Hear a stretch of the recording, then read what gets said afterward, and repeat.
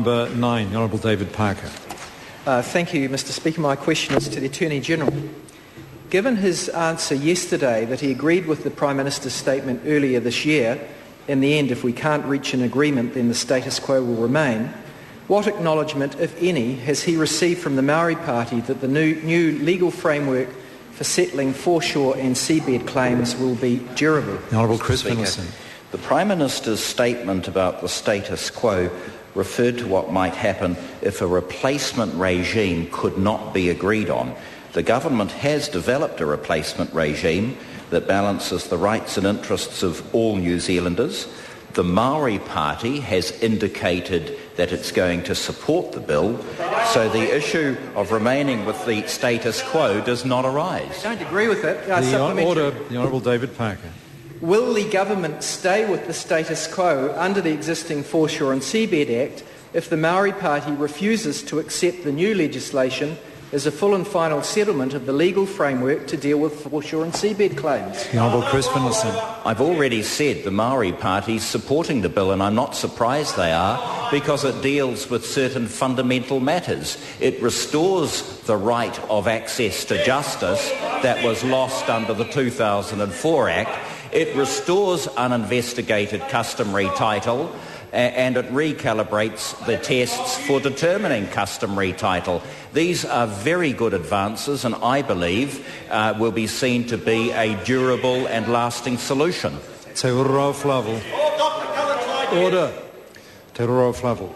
Tēnā koe, Mr Speaker. Thank you very much. To the Minister, does the Minister know of any precedents of law, seen to be durable in the public eye, coming back to Parliament to be revisited because of a change in time or circumstance? The Honourable Chris Finlayson.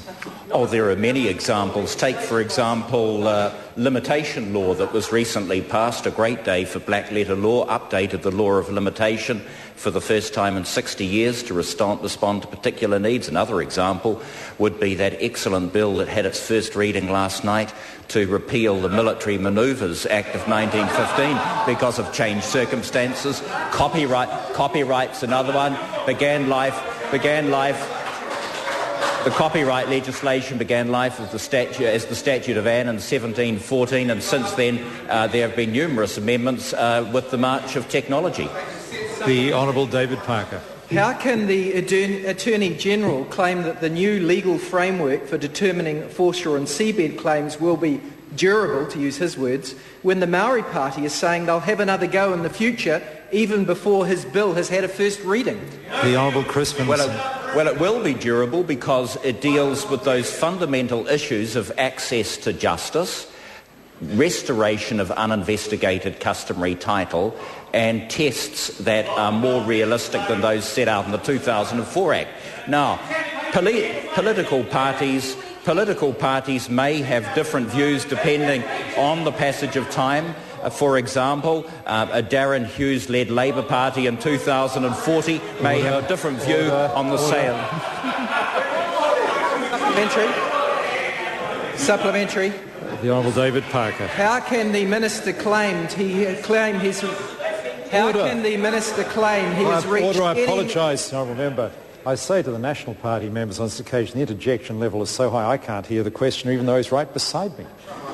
The Honourable David Parker. How can the Minister claim he has reached any meaningful agreement with the Māori Party to settle foreshore and seabed issues when as soon as this bill is passed, they'll seek to change it?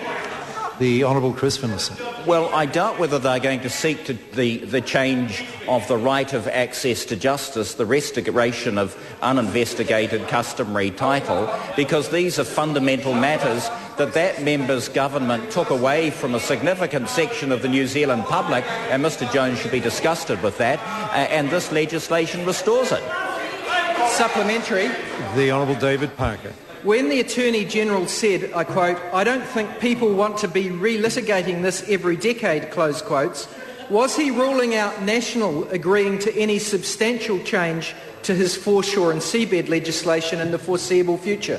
The Honourable Chris Finlayson. I think the Prime Minister's made that more than tolerably clear that we're very happy with the package that's been brought together. We believe it is a significant improvement on the 2004 Act, which was discriminatory in the ways I have endeavoured to outline in answers to questions, and does represent a durable and just solution to this problem that was mucked up in 2004.